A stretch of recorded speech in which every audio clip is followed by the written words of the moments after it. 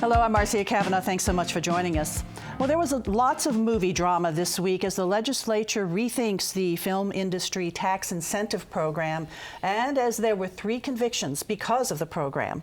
We'll look tonight at the backlash from one of the state's most heralded initiatives, as well as other scenes from the legislature. We'll also examine the police work done in arresting suspects for a double murder in Jefferson Parish. In politics, we will look at the latest on who is investigating whom. An expected small turnout election tomorrow may have big implications for the future of the library system, and the speculation is beginning on who might run in the next mayoral election. Running with us are tonight's Informed Sources. Errol, Laborde, producer of Informed Sources. Jeremy Alford, publisher, lawpolitics.com. Michelle Hunter, reporter, NOLA.com, the Times-Picayune.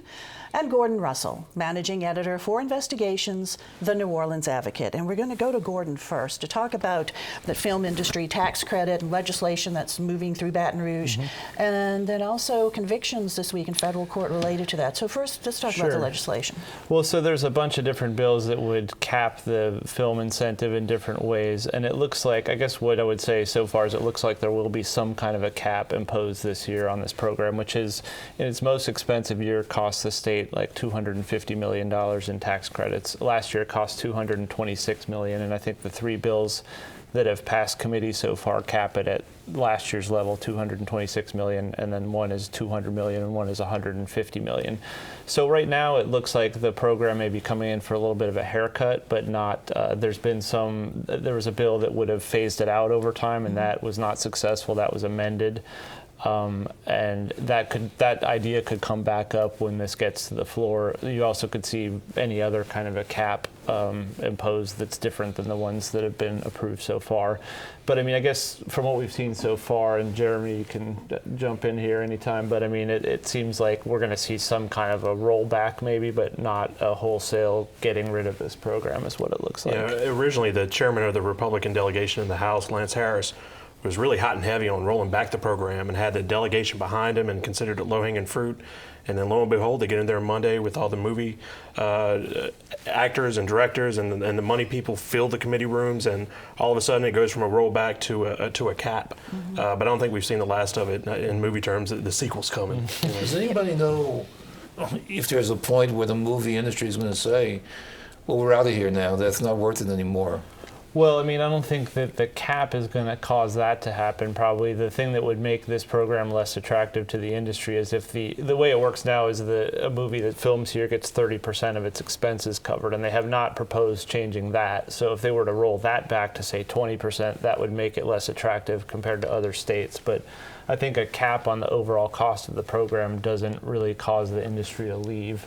Now, it could result in a situation where movies don't want to film late in the year because maybe they're worried that all the money in the cap has already been used up. But there's also talk of a rolling cap that would just mean that you'd be first in line next year if there wasn't any money in this year's budget. Well, the amount of money that we've been spending on it thus far has seen Louisiana experience more production than California. Yeah, so obviously it's been generous. Tremendously successful in terms of getting people to film here, and I don't think a modest rollback would change that a lot. Right. I think one big eye opener for lawmakers this year in committee was that they heard repeatedly from several different people in the industry that it doesn't matter if you roll it back, it doesn't matter if you cap it. If another state out there creates a program that's better than Louisiana, we're leaving. You could take no action at all this legislative session, but if another state gives us something better, we're going to hit the road. And that really, I think, opened the eyes of a lot of lawmakers to wonder, well, if they're just going to leave us in the lurch like that, maybe it. I mean, there's the biggest criticism of the program really is that it hasn't really set down permanent roots here, and that other states keep trying this, and then Georgia has been very successful in getting the industry to go there, and it kind of can turn into a race to the bottom pretty easily, where whoever has the most generous incentive gets the most films, but do they really win? But back in the early days of attracting films here in a big way, one argument that was made was that we don't have the infrastructure. We don't have the sound studios, don't have the production people. But now we do. I mean, we have the sound studios and we have the infrastructure. Doesn't that mean something? It does mean something, and some of the sort of post-production work and so forth does get done here now, but it's still, by and large, a lot of it happens in Hollywood, and by and large, the big money people in the industry are still Hollywood people. They're not Louisiana people, which is one of the criticisms of the program, is that the biggest salaries get paid to people who don't live here, and so we're paying for 30% of Brad Pitt's fee or whatever, and Brad Pitt actually does live here, so he's a bad example, but you get my point. These people who go somewhere else and who don't spend that money here. Well, let's get you talking also about the convictions in federal court this week. So, a big federal trial wrapped up, and there were 3 people on trial, and they were all convicted. And they were convicted of sort of scamming this program that was designed to set up film infrastructure, which has since sunsetted. But it was a program that the state paid for 40% of film infrastructure projects, and this was involved a studio that was built on Esplanade Avenue, right at the edge of the quarter. And that element of the program has since been discontinued. Since been, a bunch of it's been used plenty, and now it's been discontinued. But these guys were accused of gaming the system, essentially ginning up phony expenses in order to get reimbursements from the state. And they were all 3 convicted, including the husband of one of Mitch Landrieu's deputy mayors, which was it added another interesting political dimension to this. Another one of the people convicted was a Hollywood lawyer who had been on federal trial once before and was acquitted. Well, they, of course, maintain their innocence, and from all reports I've read is that they seem to be stunned with the verdict. I think there was some surprise at the verdict. I mean, people I talked to, I didn't sit in on it, but our reporter did, and we had, I talked to a lot of lawyers who watched it, and a lot of people had expected a split verdict of some kind, and actually all 3 defendants were convicted, which was a pretty big win for the government. I think everybody thought that at least one of these people would be convicted, but the culpability of the other people was a little less clear. But not on all counts. All of them not convicted. Not all convicted on all counts, correct. Right. But everybody's convicted, which is the That's government would consider a win, I think, across the board. All right, Gordon, thanks. We'll get back over to Jeremy. Let's continue to talk about legislative action and what's going on or not going on. Right, we've got a few weeks left in the session. It is a shortened session. They're trying to solve a $1.6 billion shortfall.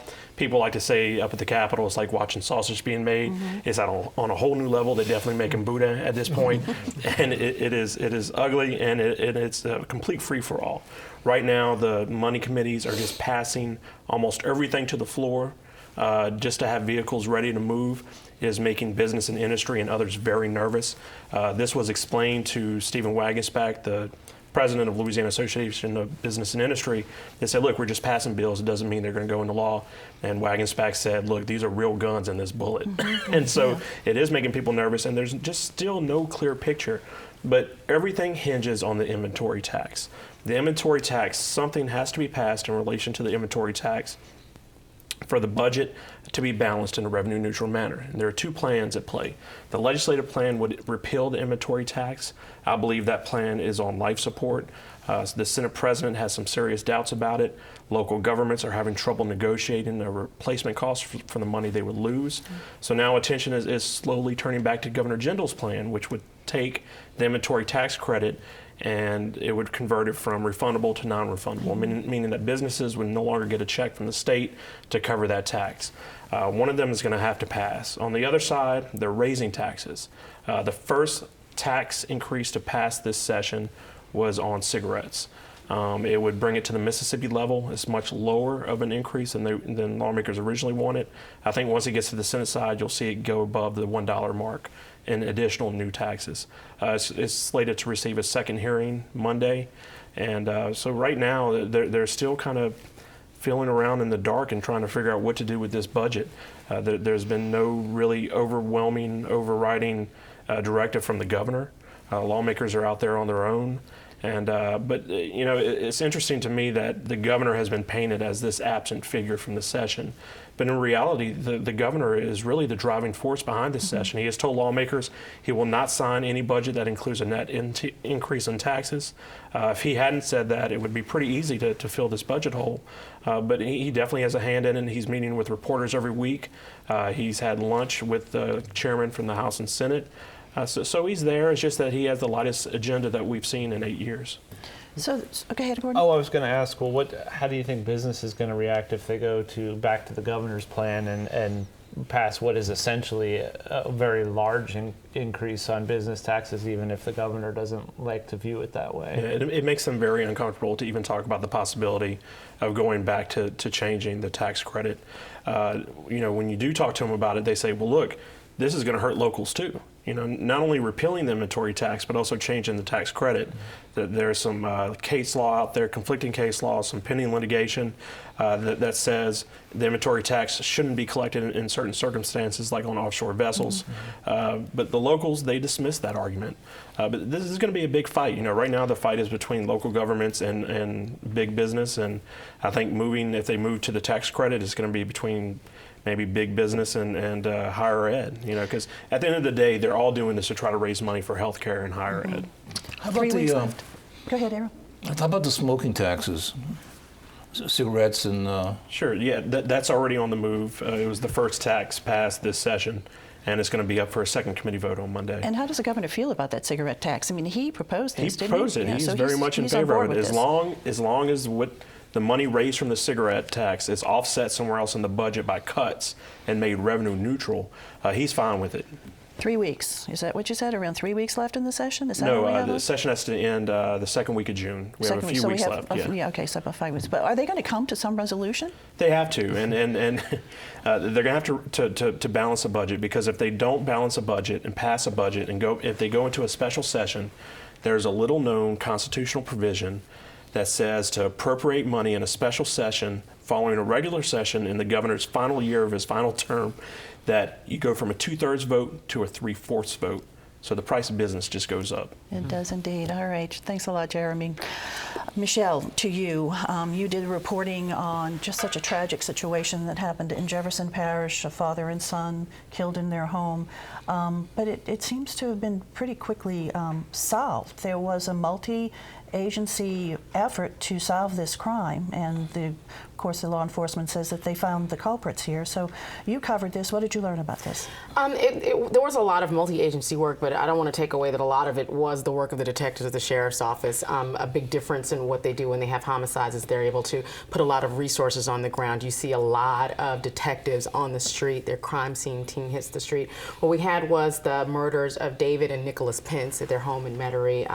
They were killed by shotgun during what we later learned was a series of vehicle burglaries, which in and of itself were shocked by the ages of the suspects that they eventually arrested, ages 17 and 18. We normally don't see those type of murders when they're not relational, when the motive isn't personal, when the suspect isn't known to the victim. So the randomness was also shocking. The sheriff's office put a big team of detectives in that neighborhood. They hit the ground. They spoke to every person standing out there. They knocked on every door. They looked in bushes. They came across this information about a string of burglaries. They got video surveillance of this white Toyota Highlander that seemed to be connected to a man who was committing burglaries that night. They managed to pull a fingerprint, and that was one of their big breaks. I'll take a second to talk about the JPSO burglary detectives. They, on a regular basis, make this type of arrest. I see it weekly where they are making series of arrests and people who are just going around pulling door handles. They're known for sending their fingerprint guys out. They'll pull these prints and they'll catch people who have a long record of vehicle burglaries. So this was pretty routine for them. Mm-hmm. They pulled that print, identified a suspect in the burglaries as Heralded, who was an 18-year-old female from New Orleans. They teamed up with the U.S. Marshal Service to try to track her down. The multi-jurisdictional part came in with the Criminal Intelligence Center, which is an agency. It works out of Metairie. It combines the Sheriff's Office, New Orleans Police Department, State Police, Kenner Police, Gretna Police, West Wego. I believe we have Lafourche Parish Sheriff's Office, I believe, is in there. There's quite a few agencies that take part in that, and they basically share information. They have a computer system called CopLink, and it takes just relational data and stops and suspect arrest, and they're able to sort of correlate. This group of people may know this group of people because they hang in the same neighborhood or they commit these types of crimes, and they're able to sort of put out a profile and say, Heralded might be in this neighborhood because she's known to run here or known to run there. They use that information in addition to the BOLO that they put out on that stolen Highlander, which they learned had been taken in a carjacking in New Orleans, and they use that to locate the suspects at an apartment complex in eastern New Orleans, Carriage House. Sheriff's Office and the Marshal Service teamed up to find them. They watched the car. Once the suspects got in, they tailed it on a big chase, and they ended up catching them in New Orleans. NOPD took them into custody. They took part in the investigation because of the carjacking, which did occur in the St. Roch neighborhood.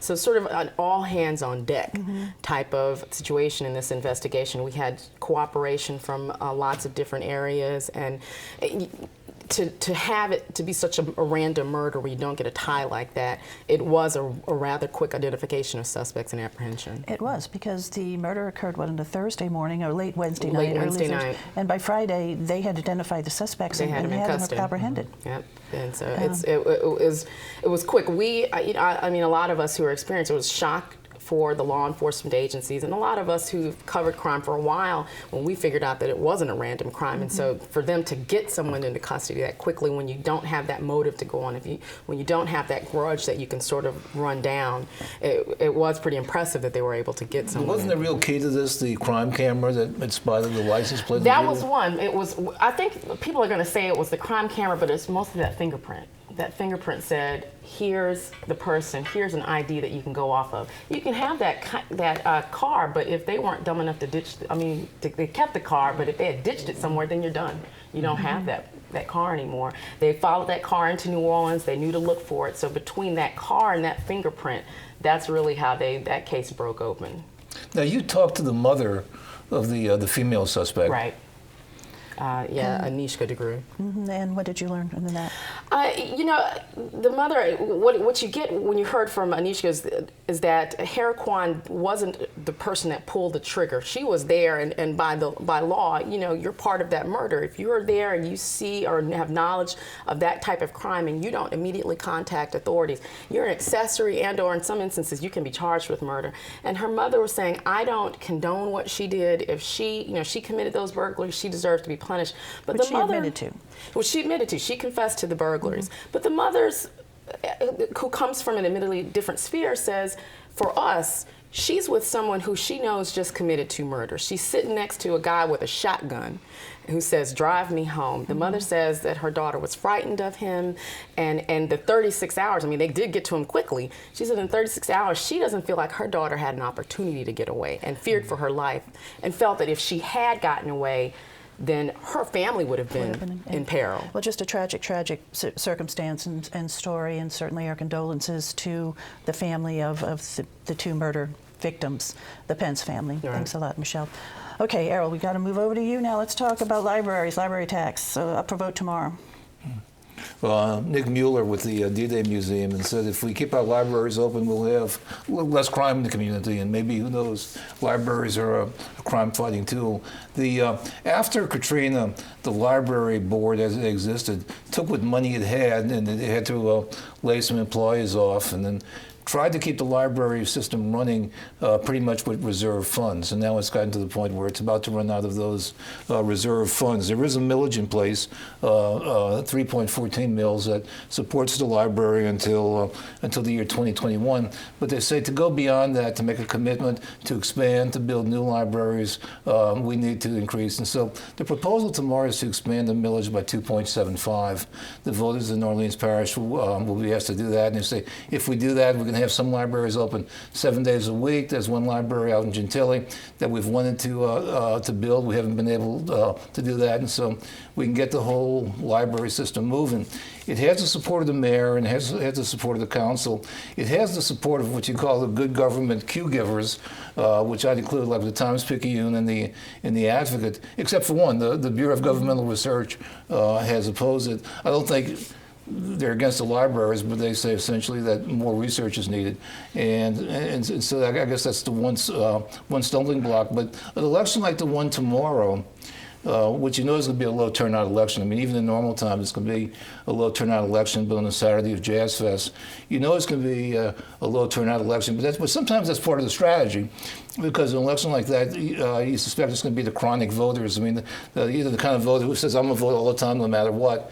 And usually those voters tend to be a little bit more civic in their outlook, and so might be more inclined to support libraries. But it doesn't take much to stir up passion against a tax increase, and voters have not approved any tax increases since Katrina. And so they'll be working against history tomorrow. There's also another millage. It's not a millage increase. It would increase millage for the sheriff's office to the way this millage is as expenses go down, the millage goes down, and they want to freeze it in place. And this is used for construction and various projects, and that's 2.8 mils. And so those will be the two main things on the office on the ballot tomorrow. On the ballot tomorrow. Okay, Errol, thanks a lot. I'm going to go back over now to Gordon right now, and a couple of investigations. Allegedly, the feds are investigating John Alario. Yeah, well, the Times-Picayune reported this week that John Alario, the Senate president, is being investigated by the FBI for some campaign finance irregularities. The Picayune, of course, has done a number of stories on politicians' potential misuse of their campaign funds. And we have a story this weekend that looks at this and some other things. It seems like maybe the feds are getting a little more interested in policing or investigating instances of campaign finance abuse, which historically hasn't really been something that the U.S. Attorney's Office or the FBI has really done. I mean, these are set up under state law, and they're generally considered the province of like the State Board of Ethics, which frankly doesn't do that much to police them. But I think there's a little more maybe awareness of the fact that this is being abused, and maybe this is something that the feds are starting to look at a little harder. We saw something in the recent Walter Reed investigation too, where he was indicted a couple of weeks ago, and his indictment includes some charges of misusing his campaign finance account. Well, So are the laws just so vague or kind of squishy so that it's easy to fudge? That's a big part of it. I mean, I think you're supposed to spend your campaign finance money on political purposes, and that can take a lot of forms, obviously. Like John Alario, for instance, one of the things the Times-Picayune has pointed out is that he spends all this money on a suite at Tiger Stadium. He also spends money on a car lease. One of the other things they're looking at is his golf tournament at Audubon Golf Club. Now, there's part of the question is whether those are all political purposes, and then another part of the question is actually irregularities between what he reported spending and what the event supposedly cost. But it is a very difficult question to sort out whether something is political. Like if you and I go out to dinner, and maybe we're just talking about sports, but I could pay for it with my campaign account and say we were talking about politics. Well, who knows what we really talked about? And it's very difficult, I think, for anybody to get in there and say that wasn't a political event. Now, in some cases, the Walter Reed case, for instance, there's some more, the allegations anywhere are more clear in terms of the abuses, like that he asked a vendor to overcharge him for something and then sort of kick the money back to him. And that, I think, is a little more something that the feds would historically be interested in. And so the feds get more interested in it. Do you anticipate that we're going to see some changes in the law? I mean, right now, is there any will to change these campaign finance laws? There's nothing filed for the session. And in John Alario's instance, that they're looking at him underpaying for or overpaying for LSU sporting tickets and Audubon Golf Course. And I sat down with him for 30 minutes this week and spoke to him, and he explained how it happened, and it was understandable. And you got to assume that the feds must have more than this, because these are instances that happen all the time in politics. And the ethics board lets you resubmit reports and kind of make up for the difference and pay it back. But they opened a folder on Representative Joe Harrison last year. If this is legitimate with Senator John Alario, you got to wonder who's next. I mean, my sense with this Alario thing also is that it's very, very early, and I don't know that just because the feds may be poking around, I think they're well short of an indictment or something like that. And he told me he has not been contacted, no subpoenas, anything like that. Okay, let's move over to mayor's race, which is not tomorrow, but there's still people really seriously thinking about it. Mayor of New Orleans we're talking about, Jeremy. Mayor Mitch Lander announced to the Baton Rouge Press Club this week that he will not run for governor. You would think that this, if he would have ran for governor, it would have opened up the kind of the field for the race for mayor. But you know what? That's what's happened anyway. And I think really the race officially begins this week. Then there's already a lot of speculation. The dark horse already out the gate is U.S. Attorney Kenneth Polite. He's been described to me as politically ambitious, but because of his position and because of the race is still a couple of years, I wouldn't imagine any big moves there. From the city council, Jason Williams and Toria Cantrell obviously are the face of government. Cantrell recently had a big write-up in Politico by author and journalist Tyler Bridges. From the legislature, you have J.P. Mayoral. The senator has told me repeatedly that once Landrieu moves on, that he will run. But sources also tell me that Speaker Pro Tem Walt Leger is also interested as well. I don't imagine they will both appear on the ballot together. It'll be one or the other, not both. So, you know, that's opening up. So I think that the speculation about Mitch Landrieu and whether he'll run for governor, we can all move on from that. But I think we have new cocktail party conversation about what Landrieu will do next. I think he's very interested in the next upcoming presidential race and maybe getting involved there. And so Ken Polite, U.S. Attorney Kenneth Polite, are you getting these vibes at all from him or just from people who maybe know him? Just from folks around him, and you get the emails and the phone calls, and I know for sure, certain I'm not the only one hearing that. Council members at large are always seen as being potential mayoral candidates. You mentioned Jason Williams, but how about Stacey Head? Stacey Head as well. That is definitely a name that I failed to mention. Even though she's been pretty adamant that she wouldn't. I mean, she says, you know, kids will be getting old enough that they need mom around the house. You right. know, She's definitely on my list. She was on my list in issue of La Politics Weekly yesterday. I don't see how you cannot include her on the list. So no shortage of potential candidates, basically, is what you're saying right now for the future mayor of New Orleans. It should be fun to watch. Male and female. And the politics for Mitch Landrieu, I'm sure Mitch Landrieu would love to be governor, but the politics just isn't right.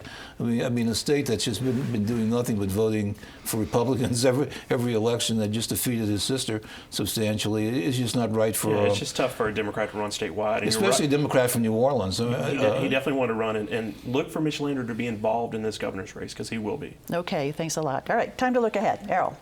A new airline called Silver Airlines is going to be starting in June. It's turboprop planes, and so it's smaller planes, but it's going to have non-stop service to Birmingham. There's no non-stop service between New Orleans and Birmingham since Southwest gave it up in Pensacola. But out of Pensacola, it has routes into the Bahamas and throughout Florida. And so this could be a fairly important service to have in New Orleans. Okay, thanks, Errol. Jeremy. I believe there's a divide growing between the House and the Senate at the legislature, and deeper down in the House internally, I think there's some divisions and there's complete free-for-all on the floor. That's what I'll be working on next week. Okay, Michelle? Keep an eye on the Jefferson Parish Council and Jefferson Parish government as they look to try to determine a way to safeguard the canals. We've had 4 accidents, 3 fatalities in the last month, and they are working on that problem. Don't know if, there have been cars in canals for a long time, and they've talked about securing those canals, but I don't know. Yeah, important issue. Thanks, Michelle. Gordon? I think we can all expect another trial in the case over the police shootings on the Danziger Bridge based on what we saw this week in the federal appeals court, where the government was trying to get the convictions restored of the 5 officers who were convicted, and then those were set aside. The judges were very skeptical of that argument. But no ruling yet on that. No ruling. They could rule whenever, but it was pretty clear from the bench, I think, which way they were leaning. Okay. Thanks a lot for being here, and thank you guys for joining us. We want to see you again next week for Informed Sources. Have a good evening.